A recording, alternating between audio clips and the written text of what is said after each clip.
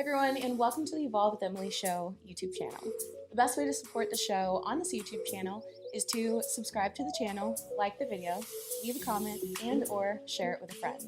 I hope that you guys enjoy this episode, and whichever way you choose to support the show, I just wanted to say from the bottom of my heart, thank you guys so much. I hope that today's message and episode brings some bit of positive change to your life. Hello, everyone, and welcome to the Evolve with Emily show. I am your host, Emily Hayden, and today we are joined by two guests. They're actually the hosts of the Subliminal Thoughts podcast, Daniel and David. Welcome to the show. What's going on, guys? Nice. If you guys are watching the YouTube video, you saw Daniel's nice little signature smile. How are you guys doing today? Good. Good, really good. Yeah, of course. So, okay. Now, Daniel and I have known each other for years. So we actually go way back to like the competing days. We met at Alpha Elite through that whole scene. And now it's been really cool to see we evolve from competitor to entrepreneur to dad to everything in between. Right. I had the pleasure of meeting David the last time that we podcast at y'all's studio, which was really dope. And it's funny. I feel like I kind of always get a feeling when I meet somebody, I'm like, oh, okay, you're good people. And that's definitely the feeling that I got with you, even though I don't know you as well. So I'm kind of excited to dive in. But before we do, can you guys both, for the people in the audience that don't know you, can you give just kind of a little update about who you are, maybe what you do, and little details, right? Like married and kids and whatever. You want to go first? Yeah. So my name's David Jordan. You can find me on Instagram at David Jordan Media. So I started off in like photography, videography, and kind of paved my way for web design and marketing and advertising. That's kind of what I do full time now. Is I have my own marketing agency, and Daniel's kind of brought me on multiple projects, so that's how we kind of are really close friends.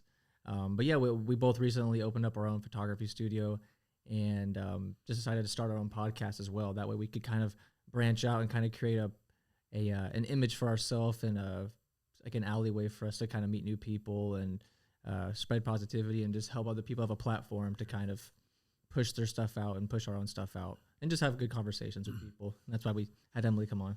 But that's kind of what I do. I'm just in marketing, media, content creation, stuff like that. My name is Daniel Hoang. I go by Hoang Fit on social media. I actually, we met through, the fitness space. So I essentially started my social media platforms through, all fitness. And then I kind of like started veering away from fitness as a whole, like when the whole like shutdown happened, and then I started branching into other businesses. So I, aside from fitness, I do own other businesses, and, just the whole podcast section, the reason why we started and kind of how we met is like building a community, starting something new, and hearing other people's journeys. Also like networking, it's amazing to do this whole podcast thing because you get to know someone on a more personal level. And, I just find myself in a lot of different spaces now. And I found, for many years, I kept myself in the fitness bubble. And I realized that now that we have all grown up, we have all branched out into different avenues of entrepreneur space. And so it's been amazing to just find other people in different spaces. And then, you guys can actually help each other mutually. So now my whole journey has just been about like connecting with other entrepreneurs, growing our businesses, and kind of how we can better serve each other rather than just like individually. And, obviously I'm a dad, about to be a dad of 2, so I'm pretty excited about that. And it's, obviously being a dad has really shifted like my mindset to do this a lot better, to better help other people, how we can grow with influencers as a whole to help other people, as a community. So, yeah. So cool. Okay, so you guys have already mentioned it a few times about your photo studio. Shout it out. What's it called? How can people book it? What can they book it for? Kind of give your little lowdown. It's called Sugarland Photo Studios. Amazing SEO.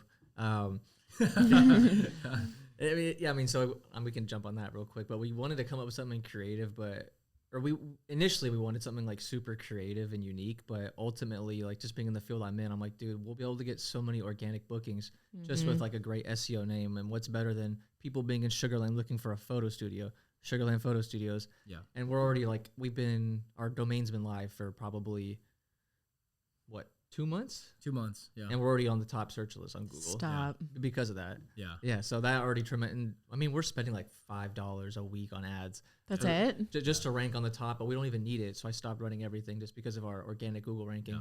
So yeah, we have a photography studio. You can use it for photography, videography, and then we have a little side section for podcasting. Or you don't even have to do podcasting. You can do it for interviews. Yeah.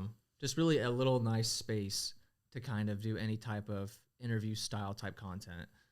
I'm definitely going to book it at some point. I love the fact that you guys are so focused on community, because it's something that I'm really passionate about and also have lacked a lot in my life. I feel like this journey, whether it's competing or entrepreneurship and building your brand, it can get really isolating at times. 100%. So I love that you guys are focusing on that community aspect and like really building that out. I think it's important for creators to have a community, because like I'm like, he'll probably tell you, like, I like to be by myself a lot of times.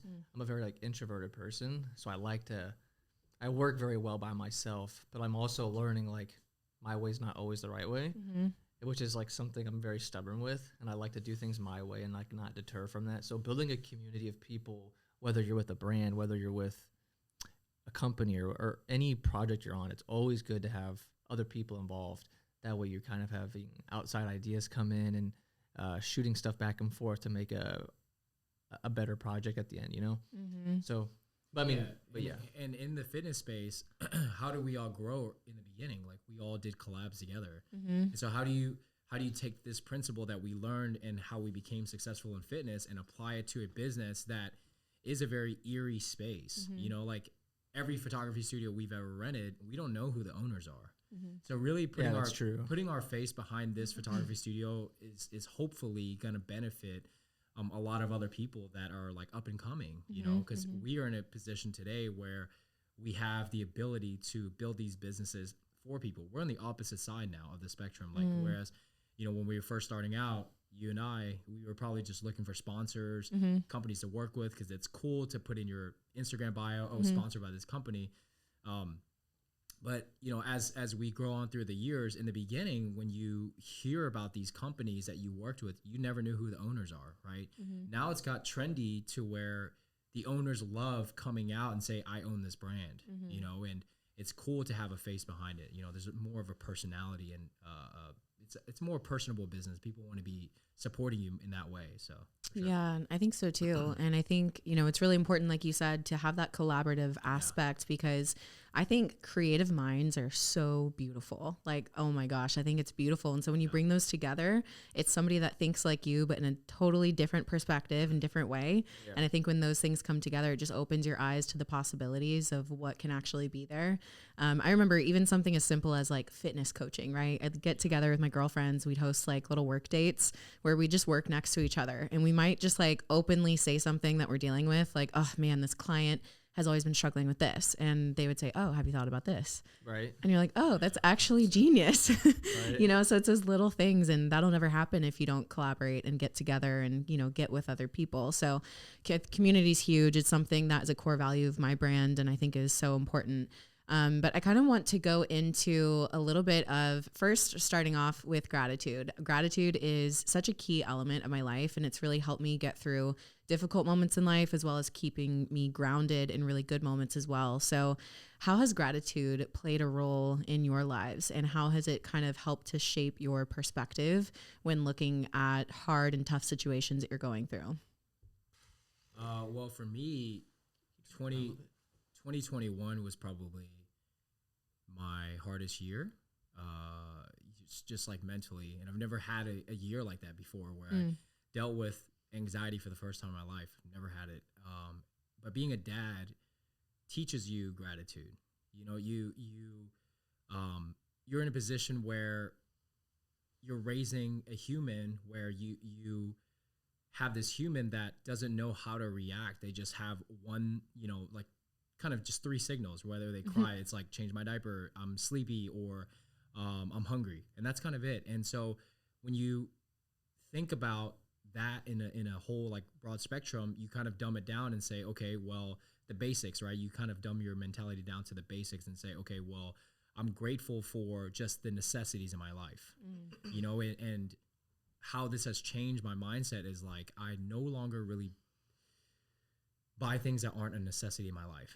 And so like back in the day when you're younger, you make a lot of money or whatever, you're not as grateful for a lot of things, right? You just, are just going with emotion. But as you get older and you have these little things in your life that really remind you of, what you should actually be focused on, your gratitude changes. Yeah. And so like your train of thought is kind of like brought back to the basics of when you are a kid. Like when you're a kid, you're after school, you're playing with your friends. You didn't need a whole lot of fancy things in your life. That's so true. You come into this world with nothing and you leave this world with nothing. And so like being grateful for the smallest things in life really would change the way you perceive a lot of things. And you feel like having a kid helped you to realize that? 1,000%. Wow, that's cool. When they say like, when you become a dad, it changes your whole perception. You're forced to grow up. Like there's no way possible that you can't. And so like, it's hard to describe, but it's a feeling that, for sure has shifted my gratitude. That's really cool. What about you? I don't even know if I can like accurately answer that. I mean, I'm grateful for so many things, and it's really hard to pinpoint like one thing that like kind of that I'm like super grateful for. But I really think it kind of boils down to like failing a lot of times of like that creates that perspective of like being grateful. Wow. Like I remember like just moving down to Houston to like take that leap of faith to like to work for a company, and just like not having like guaranteed security, but just taking that risk. And then ultimately just like coming up to the decision of like, what, this isn't for me. Like we don't see eye to eye on a lot of things. Like maybe I'm not ready for this position. And I left that. But I mean, it made me extremely grateful for like that security I did have, but also created like a ton of drive for me to like kind of pursue what I feel like I'm meant to do. And I don't know. It's really hard for me. I think this is a very deep question that we could like talk about for a very long time. Sure. But I mean, I'm a very great person and fortunate enough to be like with the circle I'm with and the opportunities I've been dealt. But I love that perspective that failure has actually made you more grateful, because I think sometimes people can view failure as just a bad or a negative thing, but oftentimes it produces the most growth. Therefore, we can have a grateful attitude towards it, because it actually is sometimes what shapes us into who we need to be in order to show up for the things that we have going on in our lives and the next season of our life, right? Like I'm sure it's always perspective. It's how you choose to deal with the situation. You can fail, like, oh my God, okay, well now what do I do with my life? Or you can take it as a lesson and learn from that and then kind of pursue something else. And I think a lot of people, I think we're all very like that, but for a long time I was never like that. I would always like get mad and be like, okay, maybe I'm not meant to go down this path. Or that's real. I think a lot of people struggle with that. They think if they fail one time at something, whether it's like a competitor with a show, right? Yeah. They fail at their first one or they get third, don't win it, and they think like, oh, this is not for me. Yeah, especially for me, like the field I'm in, e-commerce. Like a lot of people like look to me like, hey, bro, like how do you get into e-commerce? How do you start like drop shipping? How do you like create a store? Because I've tried it and it failed. I'm like, yeah, it failed for me too, but I kept going because like I got little snippets of like, oh, well, this worked. Okay, well, but maybe it was just like a shitty product. Maybe I'm just in the wrong field. Maybe I marketed it wrong. Like there's always a way to make it work, but a lot of people just kind of take it at face value and are like, oh, it didn't work this time. This whole thing is like a scam, or it doesn't work. Yeah. But like, I think you can always make something work, depending on like how much you want to shift, how hard you want to work, and the perspective you want to take on it. I don't know if that answered your question. No, it does. And I think something I'm seeing is that you're very solution oriented. And I think a lot of people have not had the ability to practice being solution based, meaning when they come up and face up a problem, they just get really emotional about it. They have an emotional response and they don't look for another solution versus being like kind of checking that off the list, being like, okay, this doesn't work. What does? Yeah, reactive versus being proactive. Well, don't get me wrong. I definitely am like that too. I definitely get emotional right after. I'm like, oh my gosh, maybe this won't work. Yeah. But also I'm also I'm a problem solver and I'm like super OCD about it too. So like if it doesn't work, I'm going to find a way to make it work. Yeah.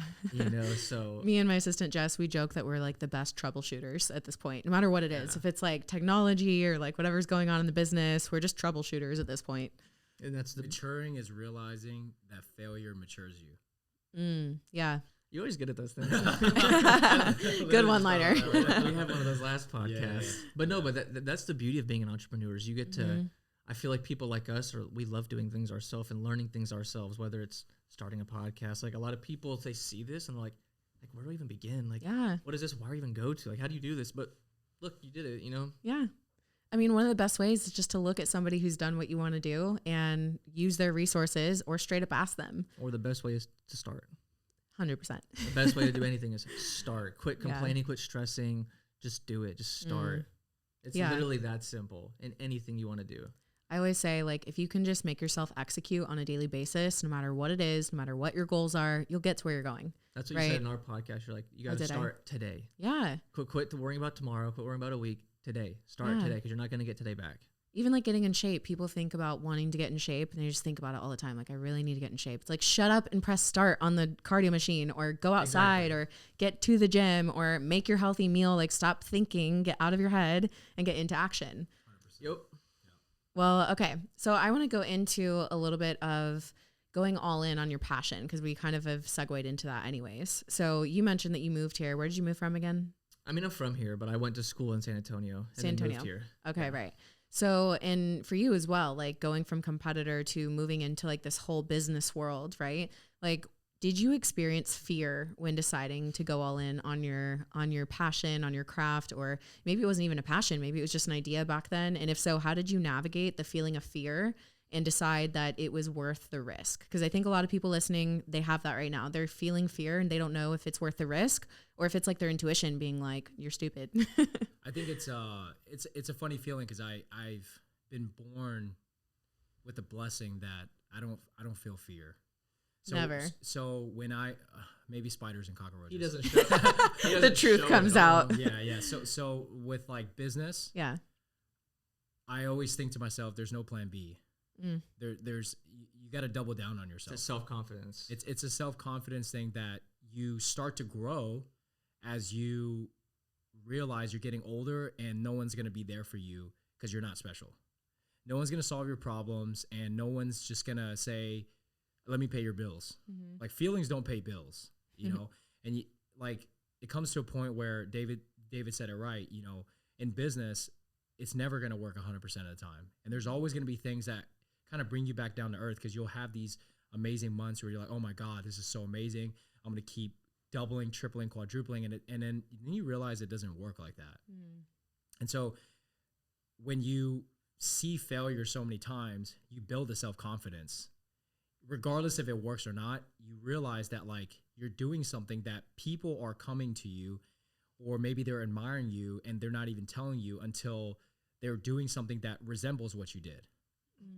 So it's in a sense that like you see these people that are around you and they kind of start like following in your path. That's essentially building your self-confidence too. So for me, I've never been fearful in business. I've just been like, you know what? This didn't work. Fuck it. We're just on to the next thing. Hell yeah. Let's just spend more money, because money can be made, but you have one life. And I always think like back to gratitude, right? When you're old and withered and you're on your deathbed, are you ever going to say, man, I wish I would have saved this much more money, or I wish I would have not opened this business? No, you're never going to think like that. You're always going to think about like the times that you missed. You know what I mean? Wow. So I never like, thought about that in a business standpoint. This is so good for me right now. I'm like, bro, like I always tell David, you know what? This didn't work. Damn. Okay. We're going to spend 2 days sulking about it. And then what? Okay. And then what? I mean, kind of like what you're going through right now with Zephyr. Yeah. With the whole shipping thing. You know, like, I mean, like, we can sit here and mope and groan all you want, but at the end of the day, there's nothing you can do about it. 100%. But sorry, what was the question again? About navigating the feeling of fear when you're about to go all in on your passion or craft or this idea or job or whatever it is. I pretty much said no plan B. Yeah. For me personally, you know, I was in school. I was in my senior year, and I just like was not happy with. I changed my major 3 times. You know, like I was pre-med, then I was mechanical engineering, and then business, right? But I was always that person that really never knew what I wanted to do in school, because I don't think really school was for me, you know. And I always did good in school. I was always a good student, at least in college. But I think once I really kind of went all in on myself, I went on this trip to Hawaii with my girlfriend. And when we came back, I really didn't have a lot of money. And I spent a lot of money on that trip. And I was like, I need to figure out a way to like really make some money.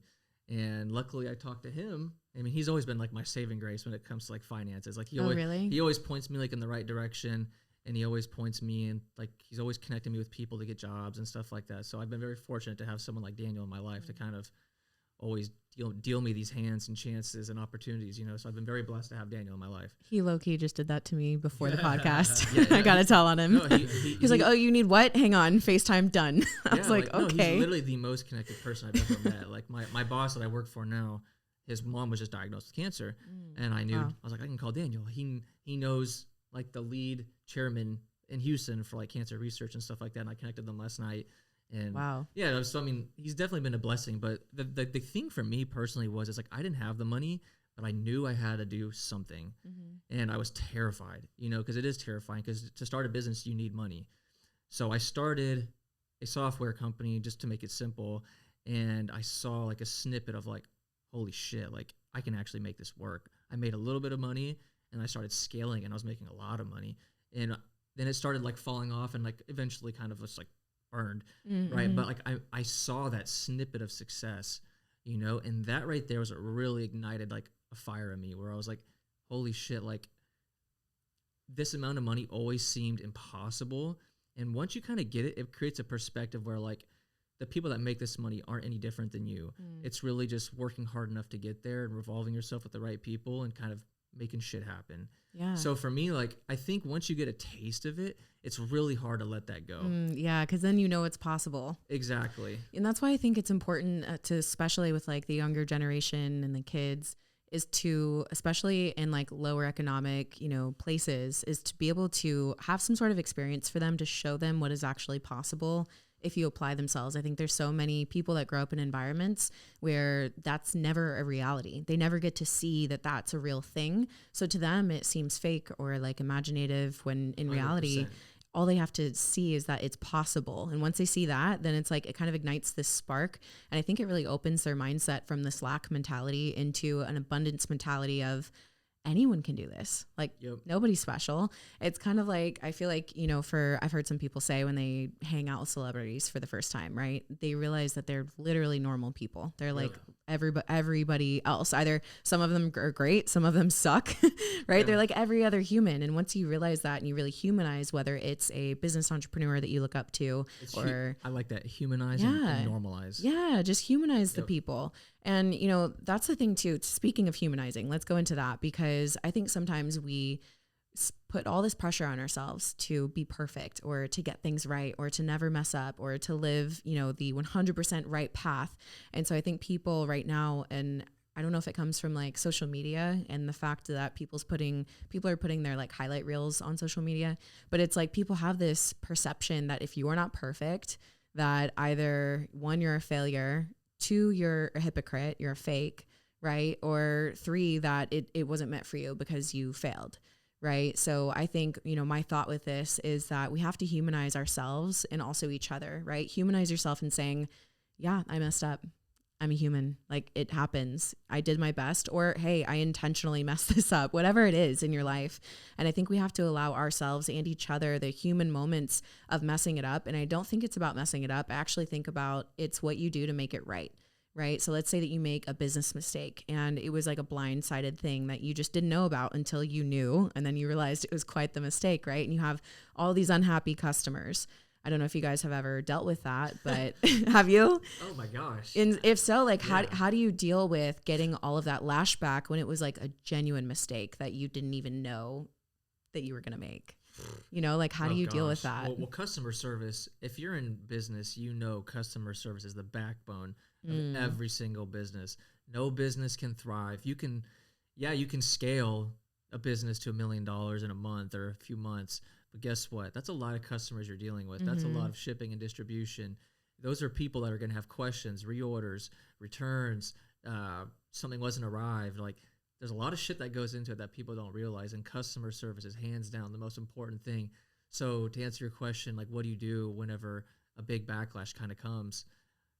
I mean, you really just got to bite it and just deal with it. You know, there's really not much you can do. You have to kind of accept that, like, your business fucked up, essentially. You know, I mean, depending on what you did. Right. But I mean, if it's something like out of your control and you just kind of, like, for instance, like what's going on with Zephyr, like we had a bunch of packages that weren't delivered because of something USPS did. It was nothing like on the logistics side. It was just something that just the nature of doing business has happened, unfortunately. And I'll let Daniel kind of touch on that, but like that's just something that like this shit's gonna come up, and you're out of thousands of dollars, but like you kind of just gotta take it, just bite it, and just move forward, and accept that it is what it is. It's very situational to answer that question too. Yeah, that's true. But you kind of just gotta own up to it and just man up if you want to continue as a business. Have you guys always had thick skin in regards to this, or have you had to like build that up? Hell no, absolutely not. When I started that software company, every single day, like I scaled it very fast, and I was getting hundreds of emails a day of like people not knowing how to deal with the software, understand the software. Oh God. So I was like, oh my God. Well, it made me also think like maybe I'm doing something wrong, because I probably shouldn't be getting this many inquiries of people like wondering what the hell to do. So I had to develop like a course to like walk people through the steps to kind of supplement a bunch of these issues that I didn't really think would be a problem. So I guess that's also a step, is to always maybe step back and think there's always a way to improve a customer experience and kind of solve these problems.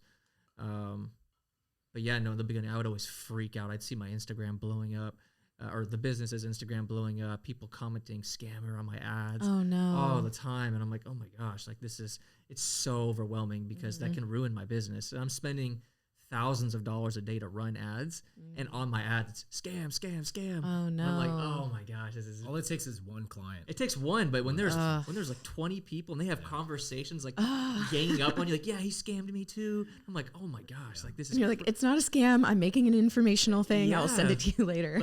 But then like it trickles into a thing of like where you have so many disputes, then they hold your money, and then they shut you down. Then you got to dispute that. It's a whole ordeal that I don't think people on social media really realize how detrimental that is to a brand. That's why when you go to, let's just use Nike. If you go to an ad on Nike and you see like, hey, it's been like a month since my shipping, like where's my order? They take that shit seriously now, because they know the power of that. Like, so if you're waiting for something from a company, just comment on one of their ads, and I guarantee you they will reach out to you 100%. Because like it's a lot of people comment on your ad. If you don't reply, they'll start spamming your page. Wow. It's unbelievable. But like customer service is just with the nature and how fast social media moves. Customer service is so important, because it's so quickly detrimental to a brand. But the easiest example is like when you're going out to a restaurant that you've never been to. What do? You go to Yelp. Yeah, 100%, and look at the reviews. That one 1-star review or 2-star review will trump 100 5-star reviews. That's so true. They're gonna look at that one review and be like, what went wrong in this restaurant? Yeah. And then they're always gonna go, if they go to that restaurant, they're always gonna remember what that one person said. 100%. That's how I think. Because dude, if you're gonna write a review on Yelp, you really have to. You're going above and beyond. That. And it's usually like essays. Yeah. Oh, 100%. You know what I mean? It's not like terrible experience, 1 star. It's like, no, 5 stars is like amazing, and then 1 star, 50 bullet points. Essay, Oh, it's so true. And then they come back and update the comment. Yeah, it's crazy, but it's customer service for sure. Yeah, and I think we're in this day and age where everybody wants to be heard too, right? So let's say somebody gets a package late or something like that. It's almost like their opportunity to like finally be heard by everybody by creating this storm. That's probably. And they want free shit. Yeah. A lot of times people are scamming people. Like, and honestly, I blame Amazon. Okay, why? Only because they have such amazing customer service. Like, damn you, Amazon. I mean, it's a double-edged sword with that, because Amazon has created such a starting point for every company that they have to uphold. Like, every company now needs 2-day shipping to compete with any other business, or at least something close to 2-day shipping or free shipping. And then Amazon, if you have any issues, they'll either refund your order and let you keep it, or they'll go above and beyond to make sure like you're not like upset. So now I've noticed with a lot of companies that I've worked with or I've done myself, that if people just complain to the point where they just want free shit, or they'll say this was never delivered because they want free shit. That's crazy. Yeah, it's bizarre, and I know I'm not alone on that. It's anybody I talk to that owns a business says the exact same thing. Yeah, it's crazy. Okay, I want to move into working with friends. Okay. Because I think this can be a touchy subject for a lot of people. And I think a lot of people have questions about it, right? Like people hear horror stories of working with friends and it not going well. So from y'all's experience, and it can be related to this or not, do you guys have any maybe like tips for friends, for people that are thinking about starting a business with their friends? Do you have any tips or boundaries or advice or, I don't know, conversations that maybe you think that they should have with each other before they get into business together? Do you have any sort of advice when it comes to that? I'll let Daniel start this. It's a character thing too, you know. You'll realize that the older you get, the fewer friends you have. Yeah. Right. But I go by the saying in my life now, building an empire with your best friends.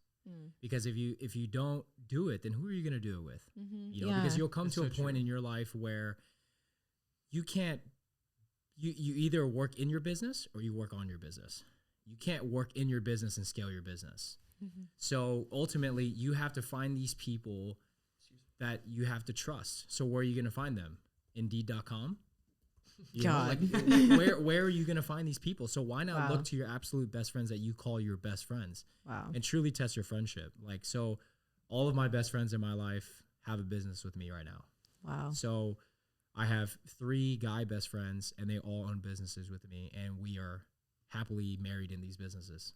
That's awesome. And it's like the most fulfilling feeling in the entire world that you can, you know, maybe one day you're all working towards a goal and you're traveling the world together. That's amazing. You know, it's like, who else would you do it with? You know? Yeah, I mean, everybody has a different character in life, right? Because some people get jealous of their best friends, you know, but as you get older, you'll realize that like you either pay your best friend or you pay a random stranger the same salary, and let's see, you know, where you will get the best results from. Yeah, you know? no kidding. And yeah, I mean, when you're getting older or when you're younger, like of course money treats you differently, right? Because you're younger, you want everything for yourself. But as you get older, you learn how to spread the love a little bit more. I love that. And wow. Just super rewarding, man. No, I completely agree with you. But I also think to add to that, it's very important if you're going to go into business with your friends, because we've done it before and multiple times and have had horrible outcomes. But I think the biggest thing you need to do if you're going to go into business with your friends is always have a clear outline of what everybody's responsibility is, and also have a clear outline of what you both get out of the company. Because like contracts. It's called professional accountability. Yeah. Contracts are so important because when the money starts rolling in, ego starts coming in, 100%. People's effort that they put into starting the business, running the business kind of kick in. They're like, oh, well, I'm doing more. I should get more, you know? And it's like, it's very important to have those grounds set before any money is even coming in. Because because when money comes in, people's true colors come out. So true. So for instance, the studio, right? Like, I mean, I like how Daniel's very good at separating friends and business. And I'm really bad at that. I'm a very like carefree person where I'm like, oh, you're my friend. Just go do it for free, whatever. Here's some free shit. That's how I am. And Daniel is too, but he also is also like, for the studio, for instance, he's like, hey, we have businesses, but even though we have businesses, this is a separate business. Yeah. Whenever we want people to come shoot here, that's with our business, we're going to charge them. Yeah. You know, and to me, it was kind of hard for me to understand that, because it's like, well, I'm part of this business, and we still kind of are very lenient on it. But like, I like how he at least has and introduces the mentality to like, these are separate. Let's try our best to keep it separate and be professional about it. Because when you're friends and you're in business, it's very easy to get lazy and lenient with each other, to where it can over time kind of hurt the business. So I want to get into that a little bit, because I really respect and I admire that a lot. And I really want to take some of that on. Yeah. It's always been a little bit harder for me to do that, right? Like, especially if it's a friend or something, I'm always like, I almost feel like compelled, like, oh, I just want to do this for you or whatever. Exactly. But I do think a good businessman or a woman knows when to draw those lines. How do you have the confidence, or like, how do you, set those things in stone, or how do you navigate like having those boundaries? Cause I think it makes you a better businessman for it. I think it's everything you do in your friendship is a test, right? You're never really going to know that person's character until you live with them or do business with them. Wow. And so ultimately, that's why we stress professional accountability over everything, right? Having operating agreements in place so that, okay, before the business, okay, what are we doing? Are we splitting the business? Well, how are the financials split? When are the dividends sent? So these are really important factors that like you always tell that person, especially if they've never done it before, hey, it's not like I don't trust you. It's just professional accountability. Thank me later, you know? No kidding. So I always say, okay, if it wasn't meant to be, then it wasn't meant to be. There's no sour feelings about it, but the best feeling is when it works. Yeah. And then you're you're never both gonna know. Yeah, happy and satisfied. and you'll never know until you try it, you know? Okay. So yeah, best friends do business together for sure. I love that so much. Keyword best friends, not just your friends. Yeah, best friends. Best friends. And I really love that point. You're like, okay, who are you going to pay? Some random person off Indeed, or some random person that applies for the job, or like somebody that you love and know and want to see happy and successful. And here's the thing too. Sometimes I feel like it can be hard if you have a lot of friends that are at completely different levels than you, right? Because maybe sometimes you'll want to take like some crazy vacation, and it's like, don't you want your best friend to be able to go on that same vacation with you and not think about it twice? You know, and maybe it takes time and work and effort and years to get there, and that's fine. But I really like that of envisioning like those friendships that you want and what you guys want to be able to do together and bringing them along versus just focusing on yourself and just making sure that you can get there, right? Because what does it matter if you get to go do these dope vacations, but yet the people around you can't? Yeah, because it's like, what's the point of flying first class if your best friends are flying economy? Totally. You're going to be like, well, you know, like, yeah, it sucks, you know? And it's just more rewarding if everybody's in first class. Yeah. Sure. I love it. We're kind of talking here about the abundance mentality, right? This abundance mentality versus this lack mentality, which is more selfish, maybe victim mode, maybe like everything's for me. Did you guys ever have to move from that more like selfish mentality towards this abundance mentality? Has it been learned? Have you matured into it? What does that look like for you?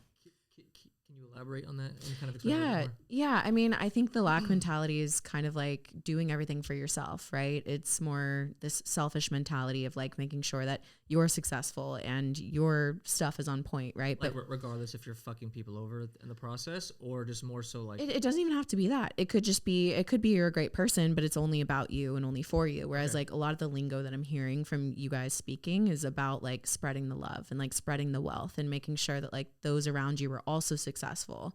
You know, so I'm just curious if you had to work through this. I feel like sometimes, especially in, you know, the younger season of life, you can get really focused on the self, you know, or even like the industry that we're from, the fitness industry. It's all about like your prep, and that usually ends up translating to like other areas of your life. Well, it's about me, right? And your significant other is like supporting your prep that you're doing, right? So they're making your foods, and it subconsciously creates all of these like selfish tendencies, or at least I think, and I feel. Yeah. So have you ever had to like deal with that, or have you always kind of had this like abundant mentality that like, hey, there's room for everyone? I literally just had this conversation with my hairstylist. Did you? Oh my God, this is so Go off. so deja vu. So I talked to her about why being a parent is so important to not being selfish, right? So you have to think, you choose to bring your kids into this life. They don't choose to have you, right? So I see a lot of people who are only children, rich family or poor family, doesn't really matter. I think to myself, why would a parent ever want to have just one kid, right? When you go to school, you have friends, whatever, you come home, it's just you, right? Part of that problem is because the parent is actually selfish. They don't want more than one kid because they're just like, okay, I don't want to raise multiple kids. Well, think about it from the kid situation, where if you're a kid, you want to have a peer to grow up with. You want to have a brother or sister to grow up with. And this teaches you the feeling of abundance, like what you're talking about, right? Because life is a cycle. When you're born, you're a baby. When you're older, 70s, 80s, you're a baby. You know, you're wearing diapers, you require help from people, and life is a complete cycle. And so it goes into this whole feeling of when you're young, in your teens and stuff, when you're like in your kid stage, you love being at home, and you reach your mid-teens in college, you can't wait to leave home, and you get older, you can't wait to come back home. So this feeling of being selfish when you're a parent actually should leave you, because you should remember the principle of, you know, you choose certain decisions in your life. Actually, you choose every decision in your life, right? And part of this whole feeling of being selfish, you think about the entire, because I always think about everything in a broad vision. I never think about just what's in front of me. I always think about, okay, well, how am I going to be 5 years from now, 10 years from now? When I think about the decision of being a parent, I always think about how many kids do I want? I'm not just going to have one, because when I'm older, I want to have more kids to have grandkids and take care of me, and they're all growing up together. So this whole feeling actually translates to business. Whether you believe it or not, everything you do in life is a business. You are a business. And if you have this feeling of, I'm going to be selfish, I'm going to make all this money for myself, well, you know what? When you're older, you're also going to be this selfish person, and no one's going to treat you selflessly. Wow. Right? So like this whole principle of like how you live your life and how you treat others around you is going to relate to every single aspect in your life. Yeah, that's beautiful. Like it's so crazy, you know? I like how I was going to start first, but I'm glad you said that, because I haven't always been like that. And I think it's because I don't want to, I'm a very loving and caring and like selfless person, but I'd be lying if I said I'm not selfish at the same time, you know, because growing up, my parents weren't together like Daniel's, you know. I had to kind of fend for myself. You know, like my parents got divorced when I was young. My mom worked 3 jobs to like make ends meet. So I was just at home all day, every day by myself.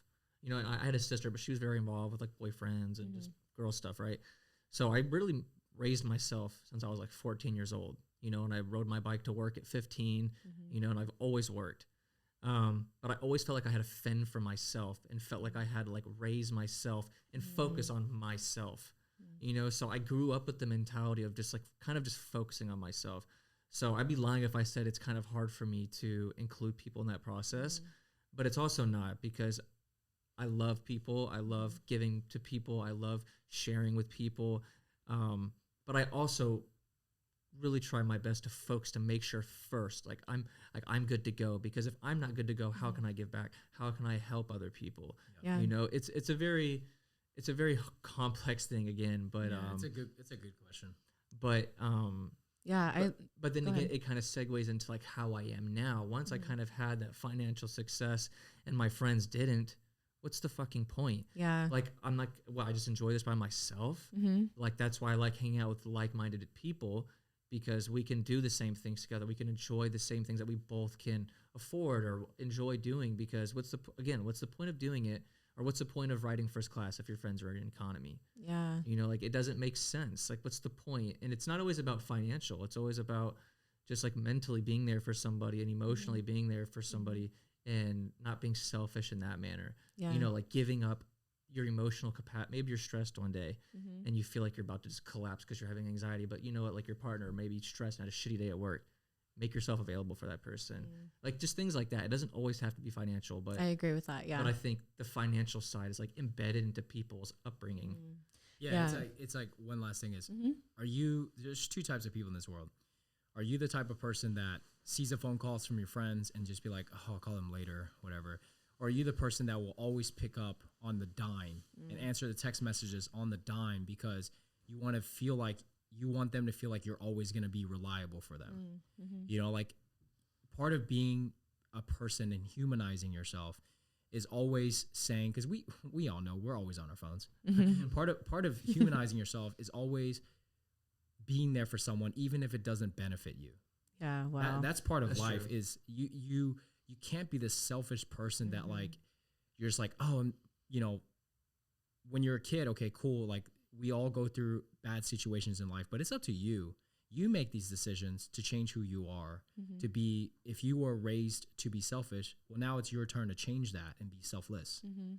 And trust me, when I, you know, think about when people call me and they ask me for help, I always think of every single situation and what I can say, who can I call for this situation to connect this person? And if the person that I'm calling, like, let's just say I'm willing to help that person, but if the person that I'm reaching out to isn't feeling the same way, then I know I fucked up along the way. If I'm calling someone to help this other person and the person that I thought would help the first person doesn't pick up my call, then like I said, I've fucked up along the way. But I want every single person in my life that, like, if I'm calling someone, They're going to answer. They're going to be excited to get my call, because they know that I would, if I flipped the switch, I'd be that same person.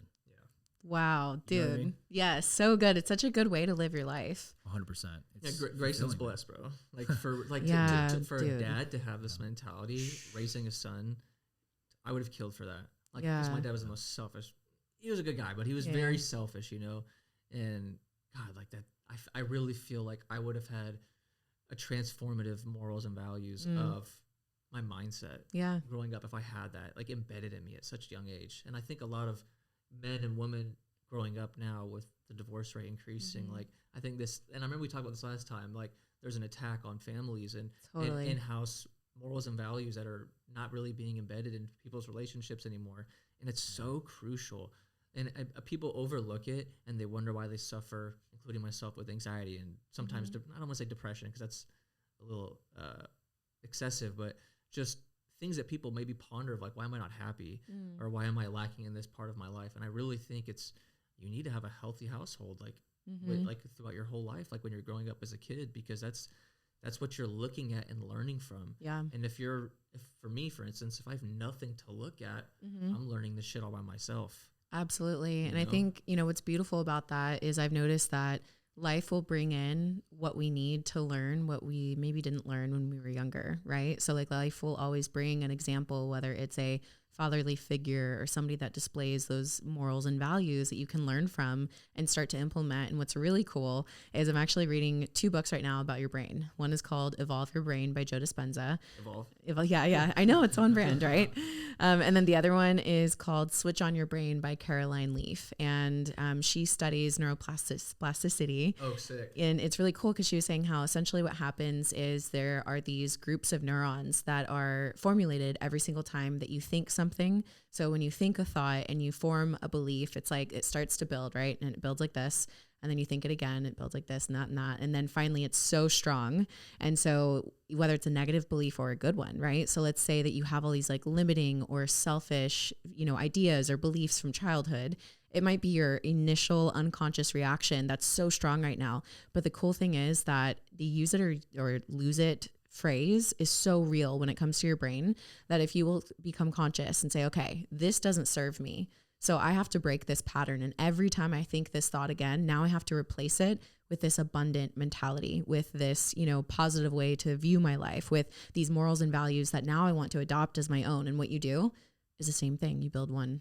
Consistency. And that's the thing, consistency and repetitiveness and visualization on these things actually builds a whole framework of new neurons, and the old one actually dies and goes away. So you can literally rewire your brain. And this is all science and proven. That's why I'm like nerding out about these books so bad. Yeah, that's sick. Because they actually go frame and frame together and they prove everything that a lot of us know from either intuition or practice. Like we know that if we, think on something, we can change our mind, whether it's like a limiting belief that we have or a lack mindset that we have. We know that we can change it, but this shows it like on a cellular level, how you can actually modify and change your genes, your DNA. These are not things that you have to succumb to. You don't have to say, because my parent was an alcoholic, I'll be an alcoholic. Right. Like you might be more inclined to that. Absolutely. But you at any point can change these things. And these 2 books, and I'm sure there's many more out there, completely support that and prove that through different studies and beliefs. And it's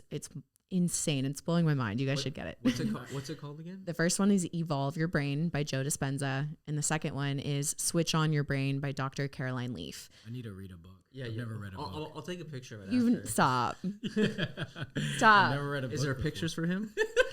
Is there pictures? Is there an audiobook? I think there are audiobooks for him. Cool. I've never read a book in my life. Dr. Caroline Leaf, she incorporates her faith into it. And Dr. Joe Dispenza, it doesn't really have, I don't think, maybe now he does, but I don't think he really has a set like faith or belief, so to speak. His is more, but they're both science-based and study-based. So it's really cool because once you start to intake this, it empowers you in such a way where there's this quote that says, if we really understood the power of our thoughts, we would never think a single negative thought ever. Right. So like the second that a negative or a limiting or an anxious or a depressive or a you suck at this thought comes in, you would like go to war, like as if the war was right there in front of you. It's this unseen war that's happening in your mind. And what's hard is a lot of people are not conscious to these things. So they're consuming their social media feed. They're consuming all of these things that are feeding into their fears, their anxiety, their depression, their feelings of worthlessness, of not being as good as other people.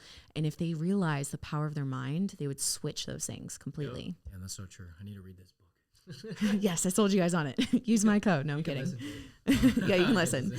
Okay, so Can you turn me down a little bit? yeah, of course. In the headphones right Yeah, here? in the headphones. Cool. Thank you. Yeah, so we kind of, okay, did you guys ever watch The Social Dilemma? Probably not. I didn't have time. Guys! I may have seen it though. Okay, it's I've one seen some talking snippets. about social media, and it's a Netflix documentary on social media and how it's organized and how it's controlling Is it pretty dark? It is. I mean, Okay, I it's think not I've that seen- dark. It's psychological. We've seen snippets of it. Yeah. Okay, the For whole sure. thing is so good. You got to watch it. But it kind of is talking about this whole thing. And I recently took a break from social media where I didn't really know how long. I was like, I just need to be away from it. So I had my assistant post what I would create, so that I didn't have to scroll. I didn't have to be on there. I didn't know what the comments were like or DMs or anything. And it was so nice not scrolling I did a little over 2 weeks, like 2 weeks and a few days. It was awesome. And I just like lived my life right there in front of me, didn't do a single scroll. And I realized like how happy and peaceful I am. And I realized how I was allowing some of those things from the feed to kind of like infiltrate my happy, peaceful bubble. Right. And for me, it wasn't really like comparison or anything like that. For me, it was actually like unconscious numbing. Like people might use drugs or alcohol to numb. I think I used Instagram you were just to bored? numb. It would be like after a really long day, I work really hard. I'm really passionate about what I'm doing. I love what I do. And then I would be tired and I would honestly like at a deep level be lacking connection because I live alone and I do a lot of my stuff alone. And so I think I sought out connection through this, which honestly is kind of a false sense of connection. So then I would wonder why after quote unquote connecting with people online and whatever, why I would still feel that like that emptiness and that lack.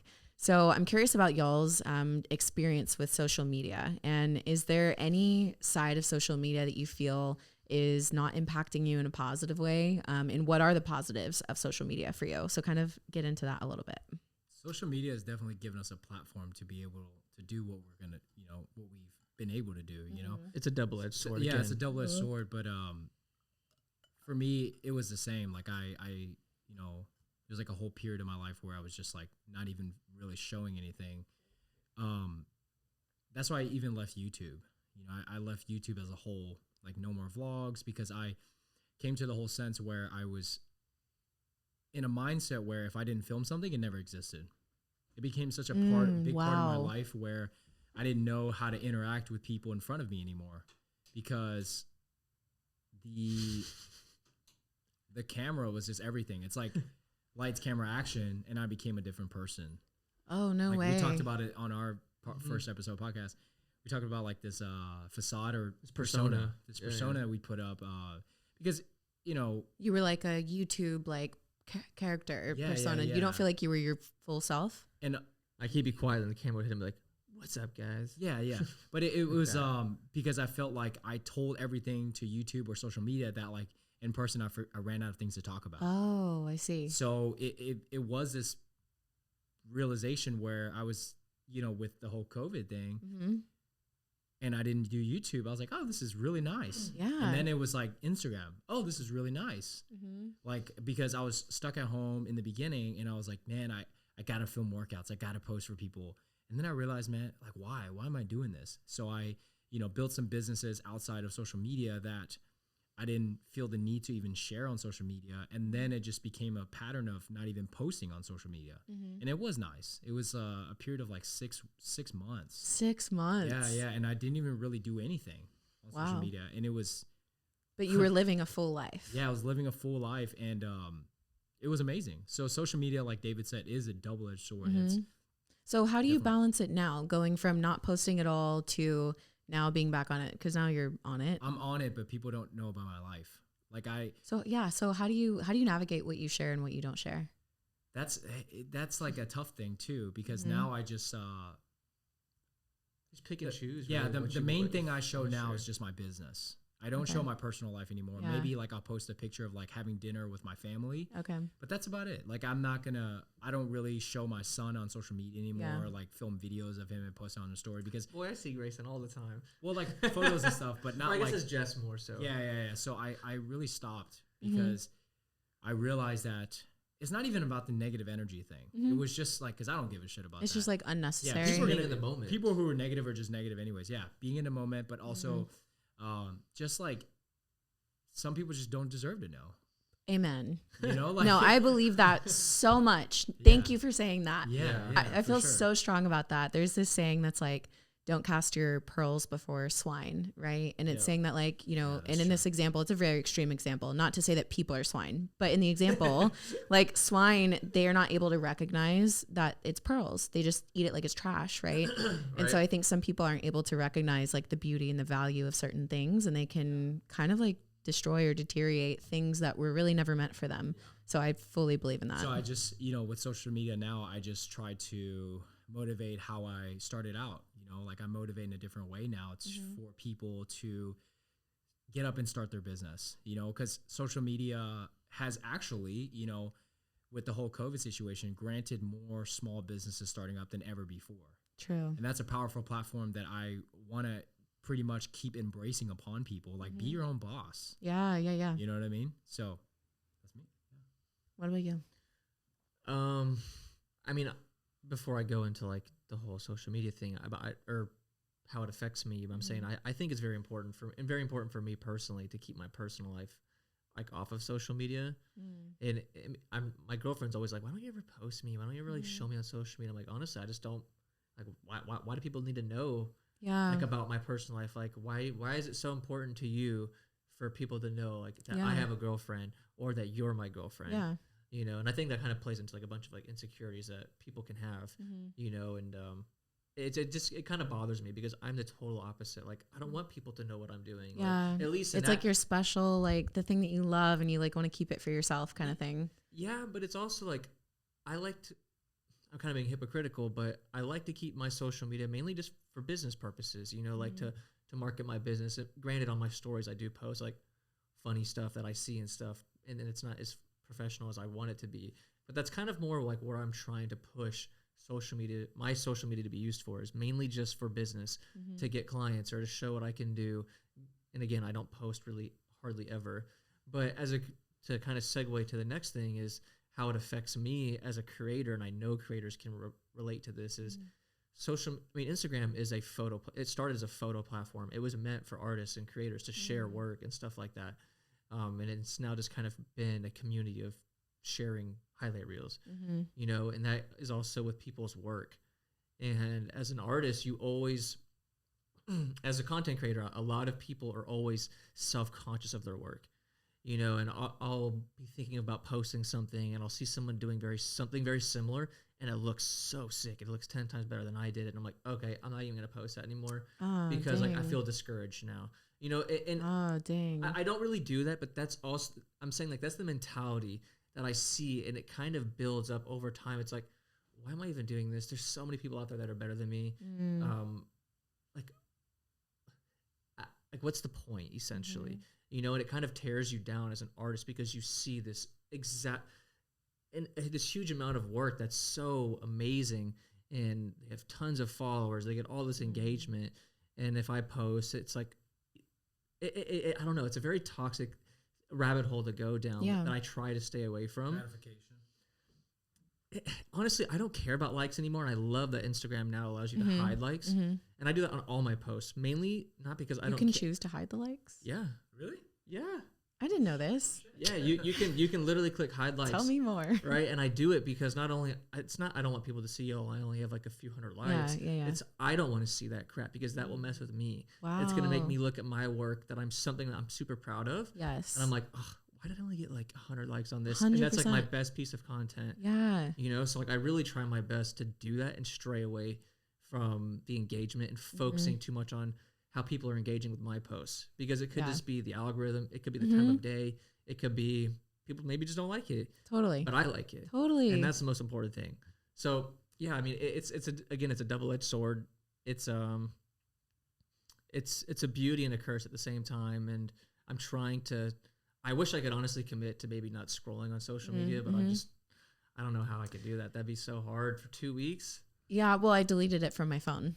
I deleted Instagram and I had a second phone, but I deleted it from my phone. So it wasn't even there. So I couldn't. I would just re-download it probably. Stop. Probably. No, it was great. I lived my life that was right in front of me. But I love those points that you guys bring up. And I think, I think if not used wisely, that exactly what you're talking about, the comparison of your craft and your ideas and your inspiration, like you can have the death of those creative ideas simply by comparison. Yes, I love that. That's exactly what I was trying to say. I just couldn't put it into words. Yeah, and it's so... The death of creativity is social media. Yeah, it can be, right? It can be. Because it can also be a source of inspiration, right? Like it's both, but I think if not used wisely, that's what it can be. So I think 100%. It's really important to be self-aware of yourself on social media, which may change through different seasons. So, for me, when I took that little break, I noticed that I was going on my stories and I just stopped using filters like altogether. Like I don't use all the crazy filters. I'll sometimes use like the first swipe, the little Paris filter, just kind of like smooths a little bit. Right. But I don't use the other filters because I look at it and I'm like, I literally don't look like that. And I don't want to be embarrassed when like someone sees me in person and they see that I don't look like that. Right. Maybe that's a pride and ego thing. I don't know, but I don't want people to think that I look so different. But I noticed that even with getting on my stories that I started to literally like hate how I looked. Like I would look at myself and be like, I'm so ugly, which is crazy. Like even if I am ugly, it doesn't matter. Like I don't need to think that. Or you post a picture with like a filter and people are like, oh my God, you're so beautiful. And nobody does that when you don't put the filter. And maybe you're thinking, wait, am I not fucking pretty? Am I only pretty with this filter? Yeah, there's so many. Yeah, there's so many, thoughts and ideas that can come up, or like you start creating this, vision of what you look like. And then if it's caught on a different angle, like you feel like so I definitely took some time away from that. Cause I was like, no, like I honestly, like the way that I think everyone should believe about themselves is that you are beautifully created exactly how you are. And there's literally no one else like you. And it doesn't matter if you have wrinkles. It doesn't matter if you have, acne or whatever, and you don't need to point it out and you don't need to make fun of yourself. Like just be yourself. And if you're not feeling that freedom to show up as genuinely and authentically you, I think that's a good self-awareness tool to tell yourself like, hey, it's time for me to create some boundaries, maybe take a little break. And you don't have to do something as extreme as like deleting it, right? But maybe just taking your phone and putting it in another room and opening up a book, right? I love this. Because you said this on our podcast too. You said, be yourself, because the people that love you will love you. Yeah. The people that hate you are still going to hate you. Yeah. And that's why I like how we did the podcast. I built up my social media and like I didn't really focus too much on it, but I'm saying like I felt like I had this image of myself and I was so nervous to not perfectly execute like a YouTube channel. And that's why I like the podcast, because it's so raw. Yeah, and casual. We can just be ourselves, and it gets us out of our comfort zones to kind of just like quit worrying about what we look like, what we're talking about. We're literally just chatting with our friends.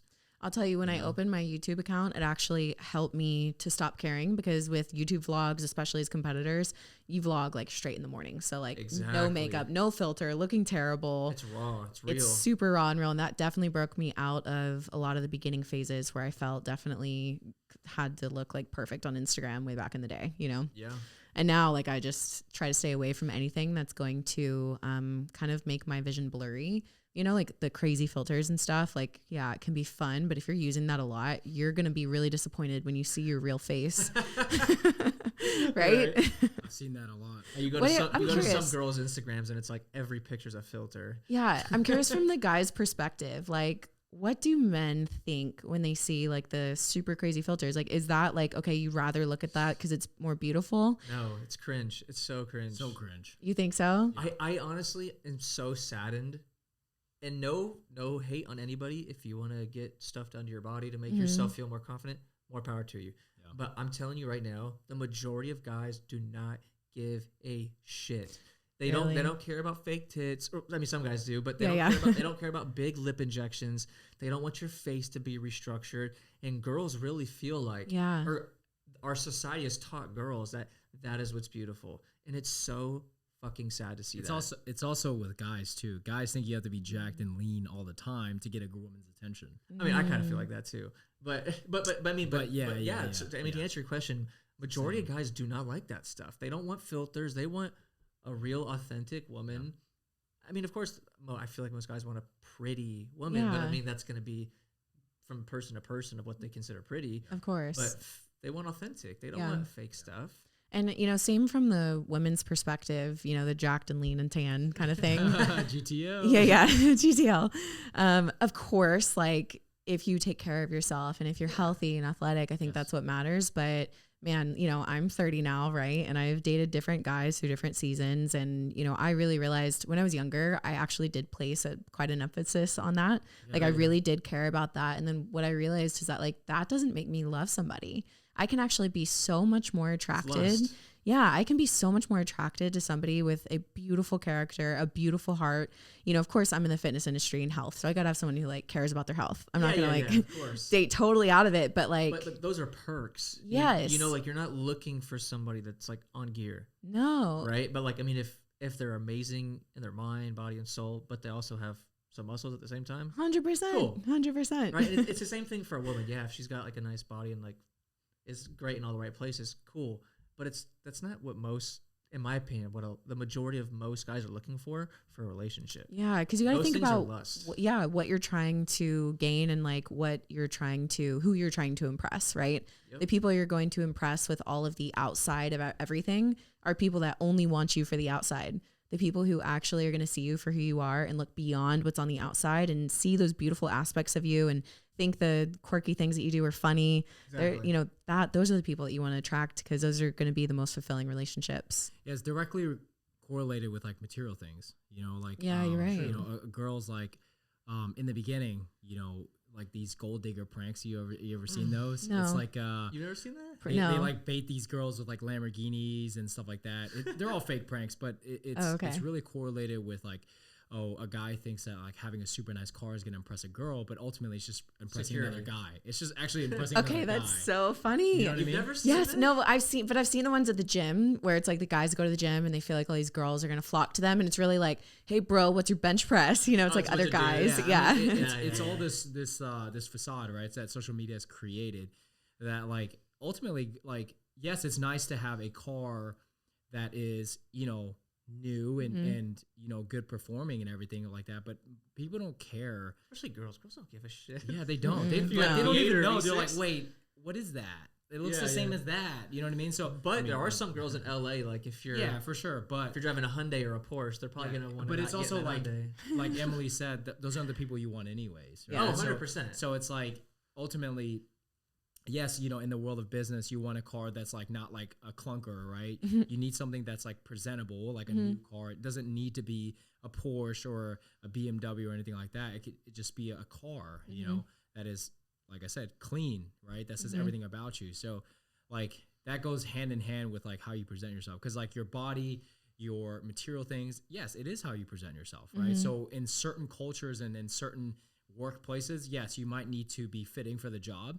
But ultimately, like if you're trying to suit yourself for the right relationship, then dumb it down, right? Dumb it down and say, you know what, instead of wearing a Rolex today, I'm gonna wear my Apple Watch. I'm not gonna wear Gucci shoes. I'm just gonna wear my Nikes and things like that. Like and see how much of a difference it makes, because it makes no difference.